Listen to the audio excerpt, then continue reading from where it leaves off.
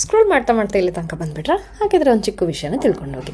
Argentina ಅಂತೂ ಇಂತೂ ಫೈನಲ್ಸಿಗೆ ಬಂತು ಅಂತ ಹೇಳಿ ಖುಷಿಯಿಂದ ನಾನೇನು ಮಾಡಿದೆ, ಮೆಸ್ಸಿ ಪೇಜ್ ಓಪನ್ ಮಾಡಿಬಿಟ್ಟು ಅವ್ರ ಬಗ್ಗೆ ಇನ್ಫಾರ್ಮೇಷನ್ನ ತಿಳ್ಕೊತಾ ಇದ್ದೆ.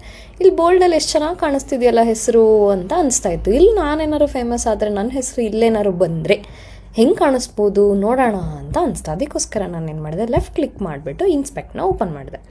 ಇಲ್ಲಿ ಕಾಣಿಸೋ ಈ ಐಕಾನ್ನ ಕ್ಲಿಕ್ ಮಾಡಿ ಈ ಹೆಸರು ಮೇಲೆ ಹೋವರ್ ಮಾಡಿದೆ. ಅಲ್ಲಿ ನನಗೆ ಅದೇ ಲಿಯೋನೆಲ್ ಮೆಸ್ಸಿ ಅಂತ ಹೆಸರು ಇಲ್ಲೂ ಕೂಡ ಕಾಣಿಸ್ತು. ಇದನ್ನು ಡಬಲ್ ಕ್ಲಿಕ್ ಮಾಡಿ ನನ್ನ ಹೆಸರಿಗೆ ಚೇಂಜ್ ಮಾಡಿದೆ, ಎಂಟರ್ ಕೊಟ್ಟೆ.